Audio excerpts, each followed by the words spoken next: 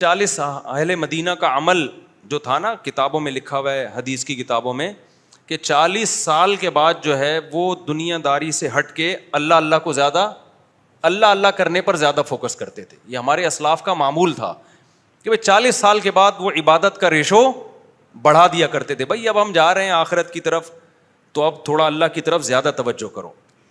بلکہ یہاں تک بھی ہے کہ بڑھاپے میں اس کا خیال کرتے تھے اپنے دل کا، کہ ہمارا دل کہیں جائیدادوں میں، بنگلوں میں، اولادوں میں تو نہیں اٹک رہا.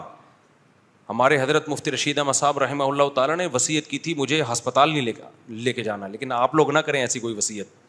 حضرت فرمایا کرتے تھے میں اس لیے بھی منع کرتا ہوں ہسپتال سے کہ جو آخری وقت ہے نا یہ بڑا قیمتی ہوتا ہے، یہ اللہ کو یاد کرنے کا ٹائم ہوتا ہے. ہسپتالوں میں جا کے جو ماحول ہوتا ہے نا اس میں انسان اللہ کو بھول جاتا ہے. تو کہا کہ ٹائم پہ مر جاؤں، یعنی جلدی مر جاؤں اس کا مجھے غم نہیں ہے، لیکن جب مریں تو کس کو یاد کر کے؟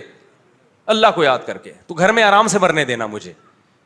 آپ لوگ ایسا نہ کریں کہ آپ لوگ ہسپتالوں میں جائیں، ہر ایک کا تقوی کا لیول دوسرے سے فرق ہوتا ہے. اور اپنے ابا کو بھی نہ کہہ دینا کہ ابا چونکہ اللہ اللہ کا ٹائم زیادہ بہتر ہے تو آپ کو میں ہاسپٹل نہیں لے کے جا رہا. تو بڑوں کو تو حتی الامکان بچانے کی کوشش کریں، آپ کی محبت کا یہی تقاضا ہے. تو وہ کہتے تھے کہ بھائی ہسپتال میں نہ لے کے جاؤ، بس مجھے اب میری عمر اتنی ہو گئی ہے تو آرام سے مرنے دو، گھر میں اللہ اللہ کر کے دنیا سے جانے دو. ہمارے ایک سسر صاحب، ان کا انتقال ہو گیا، اللہ ان کی مغفرت کرے. ان کی بھی آخر عمر میں نا ان کو کینسر تھا. تو میں جب ان سے ملنے کے لیے گیا تو حافظ قرآن تھے ماشاء اللہ.